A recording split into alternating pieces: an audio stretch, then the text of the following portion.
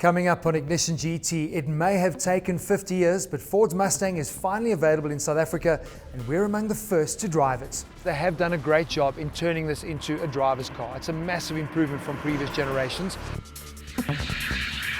Toyota's ever-popular RAV4 gets a midlife makeover. I was quite impressed when it was on the set. I mean, I think there it really came into its own. And Gugu puts the Audi RS3 through its paces around Zwartkops. First turn, drifting out slightly. Hey!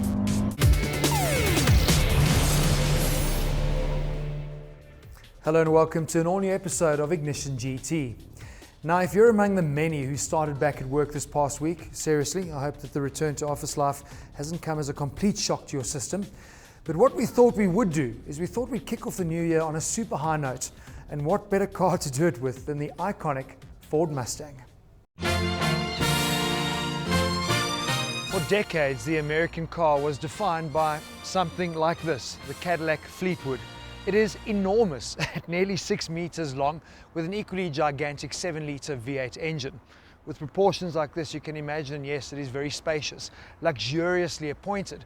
But with its soft suspension, going around corners was something that you did really slowly, if in fact at all, which is probably why the Americans built such beautifully straight roads.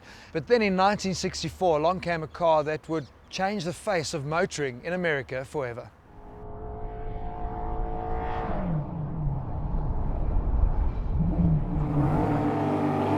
The original Mustang became an overnight sensation. Its record as the world's fastest selling car is well documented, but the figures remain impressive. 1 million units were sold after just 18 months in production. Things started going pear-shaped very quickly though, and by the time the second generation came around, the car had become almost unrecognizable as a Mustang. To make matters worse, increasingly stringent emissions legislation had all but tamed the galloping horse. In fact, at some point in its illustrious 50-year history, the Mustang came very close to being another American land yacht. Close, but not quite. The sixth generation represents a return to form, literally. It possesses classic Mustang hallmarks, like the impassably long bonnet, while the slanted 3-strip tail lamps make it instantly recognizable, even at night. Would the Mustang deliver on the promise of more athletic on-road performance, hinted at by its exterior design? On the face of it, things did not bode well. My name's Marius Roberts and I'm driving a 2.3-litre EcoBoost Ford Mustang. I know, it's a confession. I had to just get it out there right in the beginning. Please don't judge me. I actually chose this car on purpose. You know why? Everyone always thinks of Mustang and the heritage and they think big block V8s, and that's obviously what they're most famous for. But when the brand started back in '64, it was little 6-cylinder engines that they were running. Now the 2.3 EcoBoost, 4-cylinder, how can that be a pucker Mustang? But if I never told you that's what I was driving, you'd never have known. And that's where Ford have done a really fantastic job from a styling perspective, because whether you're in the big boy or you're in the junior, it still has the same amount of presence and macho status on the road. Great job. And think about it, all the manufacturers do that. Mercedes-Benz, you can't afford the AMG, but you want the AMG look, you buy the AMG line. This obviously comes kitted out like that at the fixed price. I want to talk about the drive though, because we know that Mustangs in the past have been notoriously bad at handling anything that's got a corner. The Americans, flat road specialists, the Germans have the corners. They've done a great job with this, and I think the main reason is because they've now got an active rear suspension. An independent one works really well, and it brings the car to life. This 2.3 EcoBoost actually has too much grip. We're running 255s at the back. There's no way this car is ever going to break out.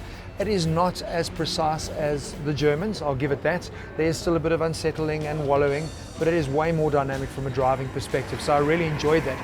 And I think for the average driver out there today who has always aspired to own a Mustang but probably hasn't spent enough time driving powerful rear-wheel drive cars, this is going to be the Mustang for most of the people out there, because you're going to look good, it goes really quickly. 233 kilowatts, 434 Newton meters is plenty of shove.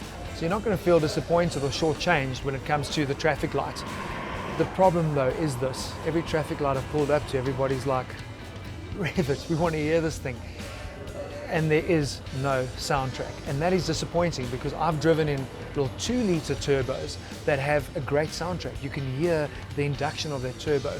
This, for me, even though they're piping sounds through the speakers, unless you're driving it really, really hard, there's no sound, and that was the biggest disappointment. Another thing I didn't like is the interior. I just expected so much more when you're paying 700,000 Rand for this or 900,000 for the top spec. The Americans just don't have that attention to detail. It's irritating. It's hard Tupperware city, hard plastics everywhere, and even the little switches are, it's meant to look like chrome, but it's that cheap plastic chrome which put a ring on, it's going to scratch. I was really disappointed. Would have loved the Recaro seats in it as well. They're very comfortable, nice to cruise in, but when you are driving spiritedly, you just don't have that support that you'd like. A couple of irritating positions as well. We're in the 6-speed auto, but you can also get in a 6-speed manual. Good thing we didn't have the manual, because the cup holders sit in a position where the only thing you're going to do on a quick change is change bottles. You're not going to change any gears. They've got all the ambient lighting. You can make your dashboard red, green, purple, pink, you name it. But yet their switches are a different color, and I hate that. For me, all the colors in the car should be the same. Little finicky things, but when you're paying that amount of money, people are going to expect a little bit more. A bit more about the drive. So you've got a switch that can change driving modes. So you put it into your comfort normal mode. It's got Sport Plus, it's got track, and it's got a wet weather setting. You put it into track mode, and obviously it then limits the traction, which is really cool from a driving perspective. You can also change the weight of the steering. It's got a sporty feel, a normal feel. For me, a bit of a gimmick. The Mustang doesn't quite have the steering feel that I'd like, but then again, it turns, it holds its line, it's really responsive from a driving perspective, but when you are pushing on, it tends to want to go into understeer mode, which is great from a driver safety perspective at the end of the day. But this really, I would have loved to have taken on a track to really get to appreciate how much improvement they've done from a driving perspective. But we weren't allowed to take it onto a track. Now, I know it's the first car that's going out into the press fleet, maybe that's why, or maybe it's because the Mustang really is a boulevard cruiser, and that is what sets it apart. It's not as good as the Germans, but it is streets ahead of the Germans when it comes to street cred, hot looks, and turning heads. It's a cracker.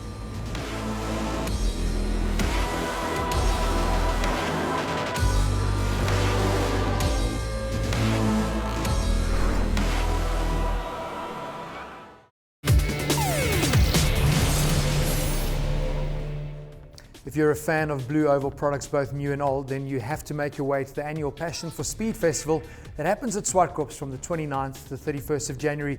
You're going to see classic Fords of all shapes and sizes in action.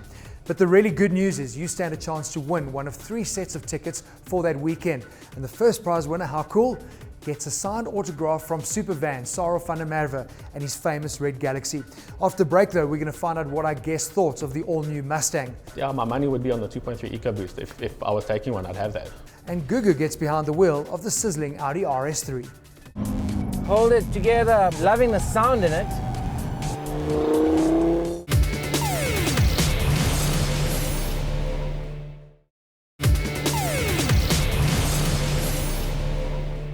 You're watching Ignition GT. Hello and welcome back to this week's show.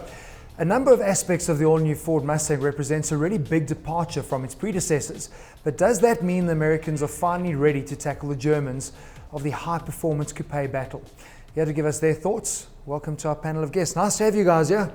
Nice to talk about an exciting car. So much hype, too much hype. No. Lorato? Chris, no? Yes, too much hype. Justice, yes? Okay, this is going to be a good debate. Too much hype. Oh, look, it's cool. I mean, we've been waiting for a right-hand Mustang, I think, for a couple of years now. The world has. Since they were launched. Exactly. Yeah. Exactly. The world since has. 64, yeah. Yeah. So now it's here, and yeah, I mean, I think at least there's something now for people who always wanted to own a Mustang. So yeah. I think we're going to all agree, from a looks perspective, if you want to turn heads, there is nothing better than a Mustang at the moment. Just driving this car, Justice, I mean, everyone, whether it's a granny pushing a trolley, like, what's that? Incredible. They've done a fantastic job from a styling point of view. Yeah, it's almost like people can't believe it's finally here. But for something that was so hyped, Yeah. I expected to be blown away, and that didn't quite happen. Before we get to engines, so I know Chris, I know you love this car. I really like it too, but I think Justice hit on a really good point there. At 700,000 Rand, you have an expectation. 900 for obviously the V8. The bit that let me down the most was the interior. I don't know what your feeling was. It seems like they've made all these improvements from a drivability perspective, the greatest Mustang to drive, yet they just left the interior in the 80s. I think the car doesn't pretend to be what it's not though, because people see that it's a Mustang and it's got so much like heritage behind it. I think a lot of people think that it's going to be on par with like the German cars or supercars, but it's not a supercar, it's a sports car. So as soon as you wrap your head around that it's a sports car, then I think the interior could be better, but I think it's adequate for what the car is. I don't mind the layout. I've got no problem with that because you need to keep that. I love that American feel and the way it's laid out, but it's a use of materials, Lorotto. Yeah. I mean, those switches, if I want to switch driver modes, I mean, grab one out of a Mini for Pete's sake. It's a proper switch. It's a cheap plastic. The gear knobs, cheap plastic, hard plastic. The soft stuff is where you never touch. Top of the dash and on the side of the doors. Yeah. Look, I mean, like I said, it was a little bit tacky in other areas. I mean, some of the materials, there's no sort of flow or congruency with the materials. I mean, some of it is good, but some of it has been lifted off wholesale from a Ford Focus, which for me, for a car starting at a price of $699, was expecting a little bit more of detail, you know, good tactile quality. Let's talk engines, because I know everyone's like, if I don't tell you that I'm driving that 2.3 EcoBoost, you'll never know. That's a good thing, because I mean, we actually said in the insert, people buy an entry-level Merc and put an AMG line on it because it's the same thing, but you don't have to go and do that. It looks fantastic. That 2.3 EcoBoost, you don't need more. No, you don't. It's a brilliant motor. The way the power comes in, it revs nicely. It's really good. It's a well-balanced motor. Obviously, the die-hard Mustang purists will say you have to have a V8. But then the tuner side, the drifting guys, those kind of guys, those are the guys going to be buying the 4-cylinder and tuning those. Obviously, there's a lot more tuning options for the V8 because it has been around for 30-odd years. But yeah, my money would be on the 2.3 EcoBoost. If I was taking one, I'd have that. Now, Lorotto, it's interesting. People forget that that's where Mustang actually started, with small 6 cylinders. Everyone thinks of the V8s, but we've got to consider a new market. It's now a world car, so new people are going to be buying into Mustangs. That's where they've done a great job with that, using that 2.3 EcoBoost, because it's efficient and it's fast enough. It is. I mean, like you say, this is a global car. So, I mean, there's markets like China, where obviously the bigger the capacity, obviously taxes are high as well. So, look, like you say, it's a good car. It's a good engine, nice entry level. But I'm one of those guys who's going to sit on the other side of the fence. I want a V8. And I mean, driving this car at the launch, we'll come up to people at the traffic light and they're like, hey man, give it the beans, you know? They want to hear that V8 and you're like, well, actually... I've got lentils, I don't have beef. Yes, exactly. You know? I don't have the beef, you know? So I'd definitely go for the V8, but I just felt like it just could do it with a little bit more power.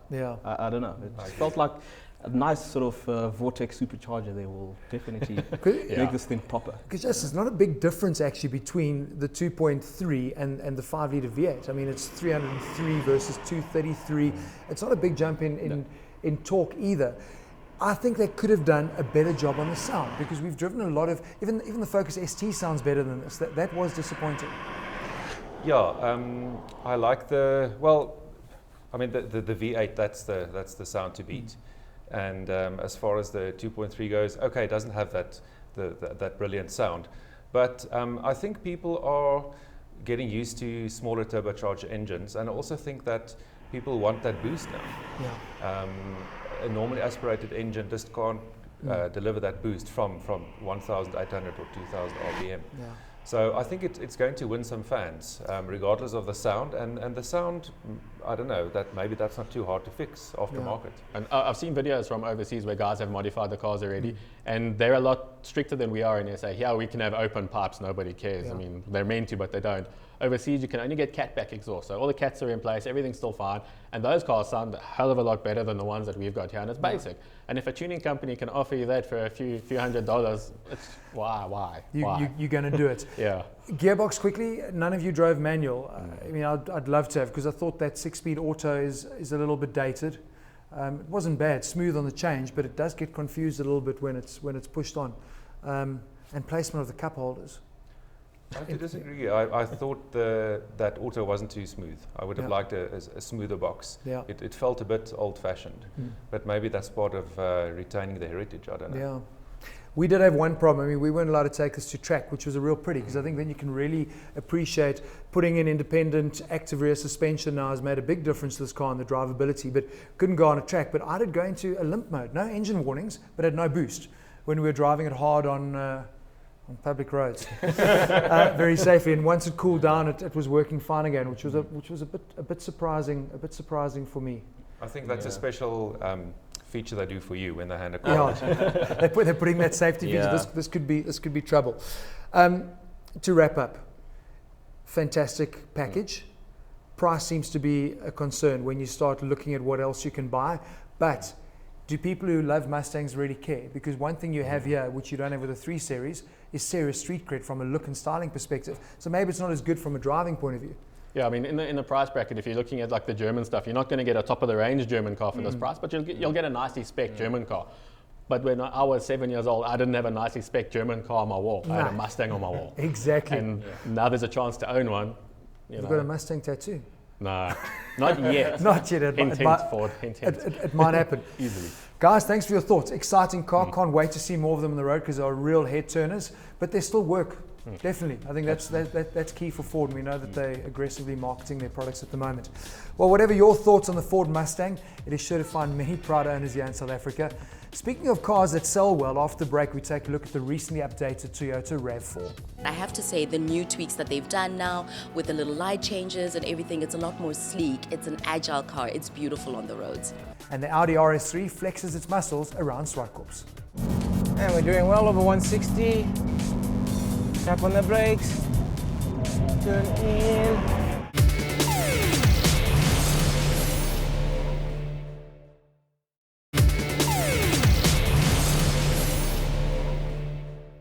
Hello and welcome back to Ignition GT.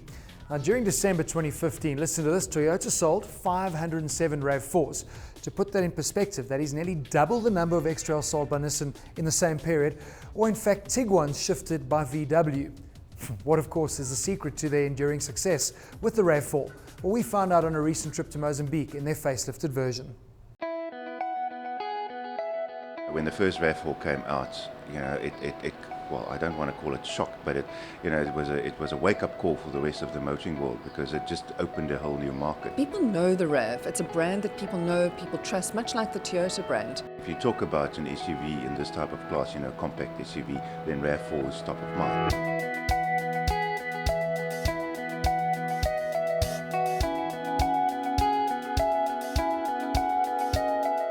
The biggest design changes I think are on the front, where you can see obviously a lot sleeker headlamps, and also the rear that carries through on the rear as well with the LED lamps on the rear of the vehicle. So quite a sleek look, but also bringing back a bit of the fun and maintaining the aggressive rugged design that we've seen with the 4th generation. I have to say the new tweaks that they've done now with the little light changes and everything, it's a lot more sleek. It's an agile car. It's beautiful on the roads. With the latest incarnation, I think they just made sure that the creases has been taken out, freshened up, and presented to the market again. It is a facelifted vehicle, so it's not an all-new vehicle. Maybe it could have been a bit more extreme, but I like it anyway.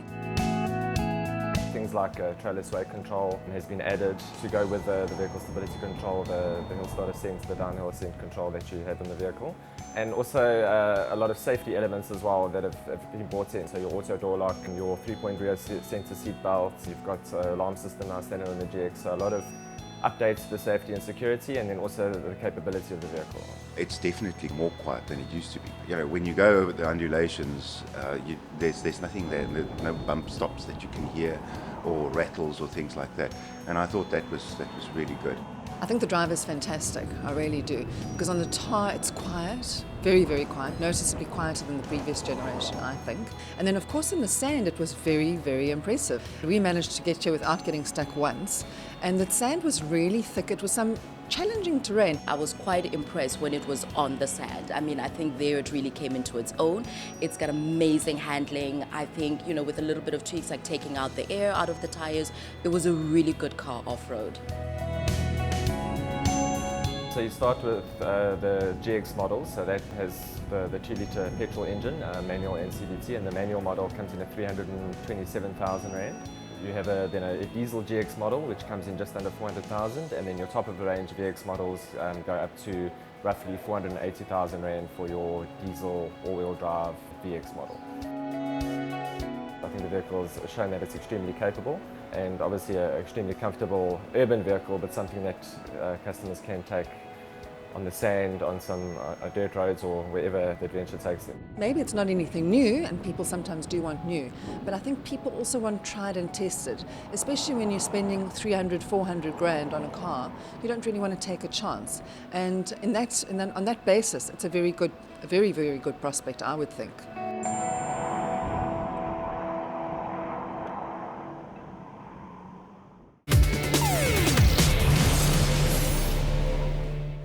Right, time now for something completely different, and let me say considerably faster, from Audi.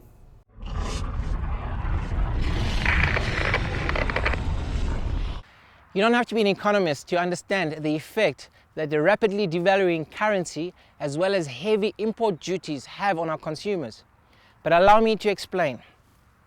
This here is a 5-door C-segment hatch and it costs 800,000 Rand. But then again, the Audi RS3 is not an ordinary hatch. Actually, the RS3's standard list price is 710,000 Rand, but the test unit came with a host of optional aesthetic niceties, like the RS design and Audi exclusive black styling packages. What is standard is the stonking turbocharged 5-cylinder engine. It produces just 10 kilowatts less than the awe-inspiring Mercedes-AMG A45. And like that car, the RS3 is equipped with all-wheel drive. Still, no clue as to why the Audi costs 20,000 Rand more than its arch-rival though.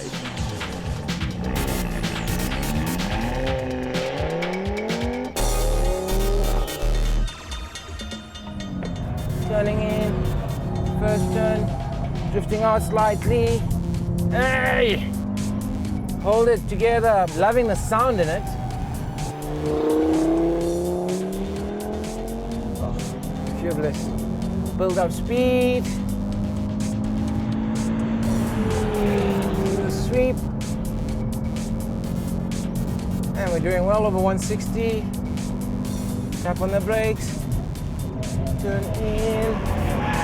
And punch it out. And four-wheel drive stuff. Well, as you know, with four-wheel drive, it does tend to be a little bit heavy and push the nose slightly, but we'll try and manage it accordingly. And turn in at the tabletop. And of course, the electronic side of things start kicking in. A little bit of delayed reaction with the acceleration, but hey. All the way down. Hard on the brakes. Turn in, wait for it, and open up. We accelerate all the way through.